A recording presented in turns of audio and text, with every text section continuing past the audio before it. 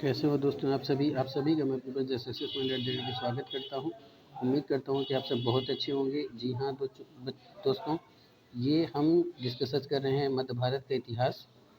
और मध्य भारत इतिहास के अंतर्गत हम डिस्कस करेंगे गुप्त काल के महत्वपूर्ण प्रश्नों के बारे में, जिसका नाम रखा गया है गुप्त काल काल के महत्वपूर्ण प्रश्न श्रृंखला 2023-24।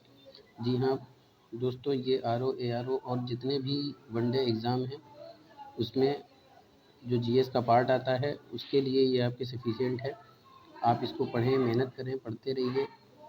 जितने अच्छे से आप मेहनत करेंगे उतना अच्छा आपको सफलता मिलेगी, उतना अच्छा आपका रिज़ल्ट आएगा। अच्छे रिज़ल्ट के लिए आपको पहले से मेहनत करना ज़रूरी है। अगर आप पहले से मेहनत करते रहेंगे तो आपका अच्छा रिज़ल्ट आएगा। हमने प्राचीन भारत के इतिहास डिस्कस किया और हम मध्य भारत के इतिहास का डिस्कशन कर रहे हैं। और शुरू करने से पहले गुजारिश है कि इस वीडियो को ज़्यादा से ज़्यादा शेयर करें, लाइक करें। जो मेरे चैनल पे नए विजिटर हैं उनसे गुजारिश है कि वो चैनल को सब्सक्राइब करें और बेल आइकन ऑन कर दें ताकि उनको वीडियो की नोटिफिकेशन मिलती रहे।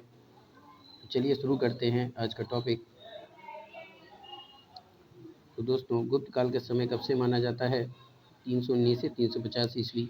गुप्त काल का आरंभिक राज्य क्या था? तो ये उत्तर प्रदेश और बिहार से था।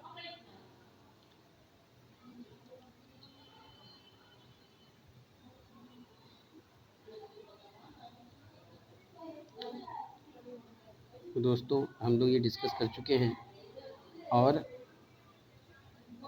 2 लाइन बताना इसलिए ज़रूरी था कि आपको ये पता है कि गुप्त काल का हम लोग डिस्कशन कर चुके हैं।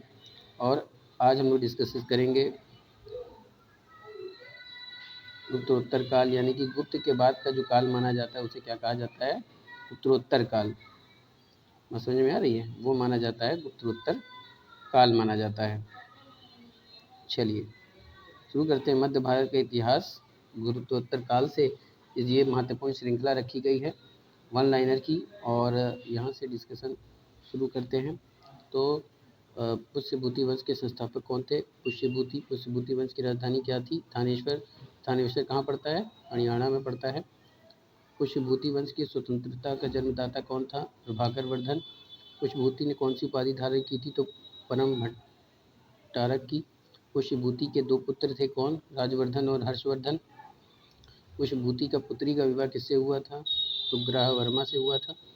उत्तरोत्तर काल की जानकारी कहाँ से मिलती है? इसके 3 स्रोत माने गए हैं। कौन कौन से? साहित्यिक स्रोत, विदेशी विवरण और पुरातात्विक स्रोत। पुष्यभूति वंश का सबसे प्रभावशाली शासक कौन था? तो पुष्यभूति। उसके बाद आपके कई शासक हुए, लेकिन उसमें से हर्षवर्धन शासक माना जाता है। तो राजवर्धन था। राजवर्धन की मृत्यु के बाद थानेश्वर की गद्दी पर कौन बैठा? हर्षवर्धन। हर्षवर्धन किसका पुत्र था? तो यह हर्षवर्धन जो है आपका राजवर्धन का था। गुप्त के विघटन के बाद जिस राजनीतिक विकेंद्रीकरण का प्रारंभ हुआ वो कौन सा था? हर्षवर्धन।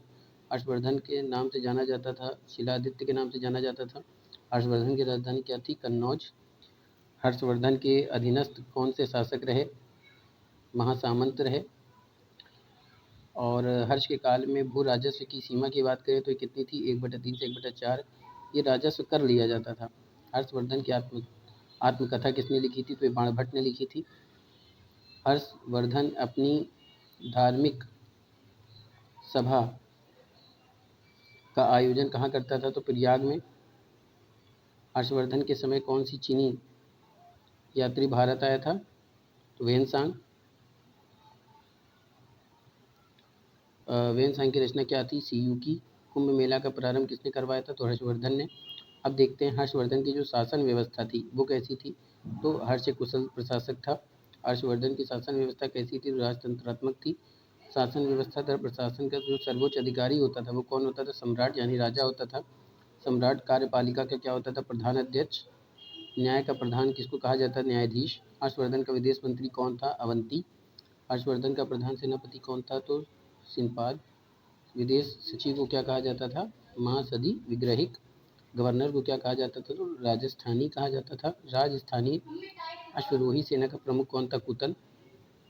गज सेना का प्रमुख किसको माना जाता था? तो ये स्कंदगुप्त था। प्रशासनिक विभाग की बात करते हैं तो प्रांतीय शासकों को क्या कहा जाता था? लोकपाल। प्रांत को क्या कहा जाता था? भुक्ति। भुक्ति का विभाजन किसमें हुआ था? जिलों में। जिलों के जो प्रधान होते थे उनको क्या कहा जाता था? विषपति।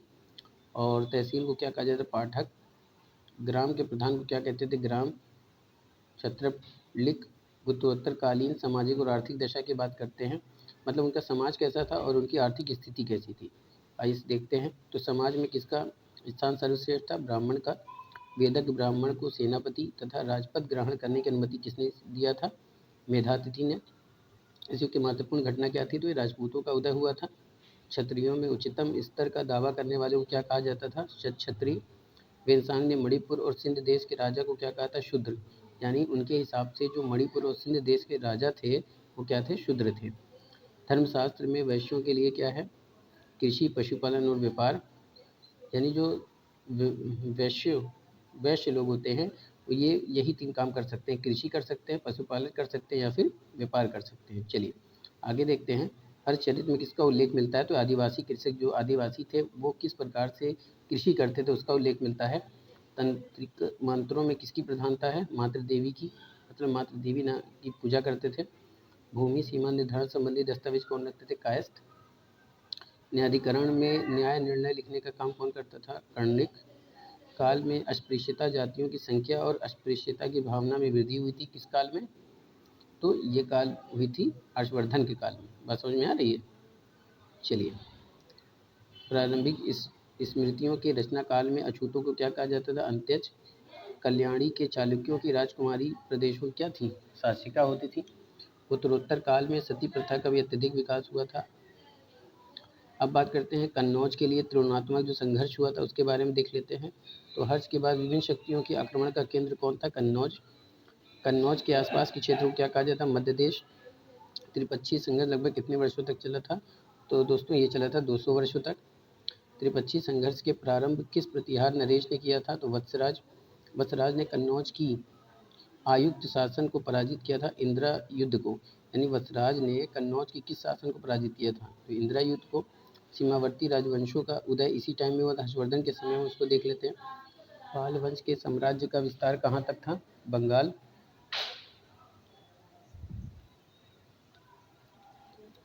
जालंधर से लेकर किस पर्वत तक फैला हुआ था? विंध्य पर्वत। पाल वंश के संस्थापक किसको माना जाता था? गोपाल। गोपाल का काल कब से कब तक माने? 750 से 770 ईस्वी तक।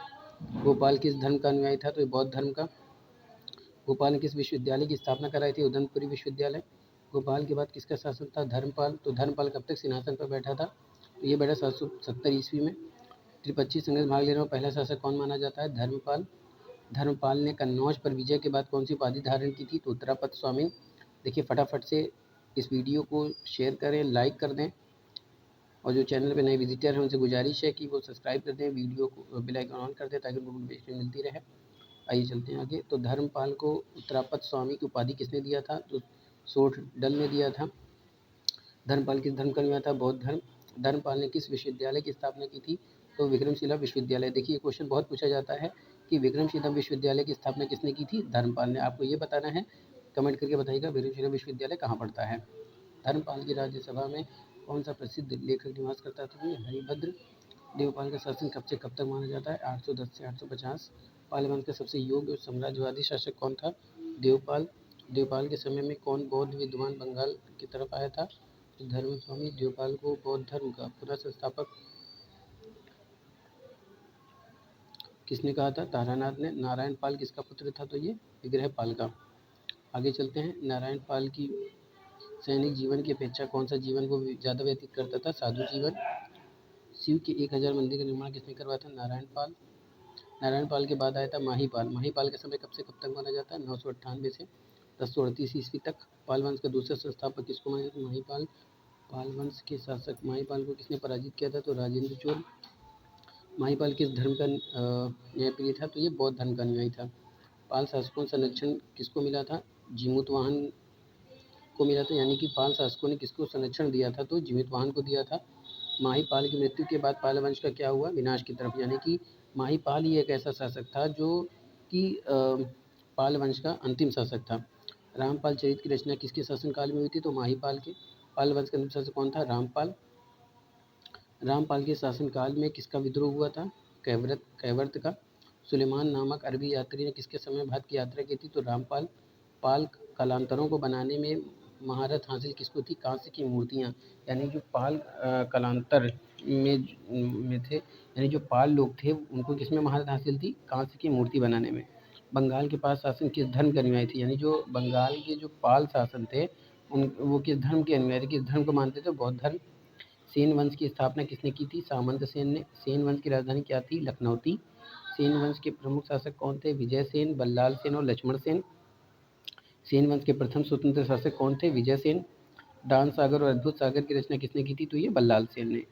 लक्ष्मण सेन की राज्यसभा में कौन थे? जयदेव। विजय सिंह ने, यानी कि विजय सेन, ये गलत टाइप हो गया है दोस्तों, लक्ष्मण सेन होगा, विजय सेन होगा। तो विजय सेन ने द्वापारा में कौन सा मंदिर निर्माण करवाया था? प्रद्युम्नेश्वर की। सेन वंश का प्रथम राजवंश था, वंश का जो सेन वंश का प्रथम राजवंश था, और जिसने अपना अभिलेख सर्वप्रथम किस भाषा में करवाया था? हिंदी भाषा में। मतलब सेन वंश का जो सेन था वो क्या था? ऐसा शासक था जिसने सबसे अलग अपनी भाषा में करवाया था, हिंदी भाषा में। विजय सेन किस धर्म का अनुयायी था? तो शैव धर्म का अनुयायी था।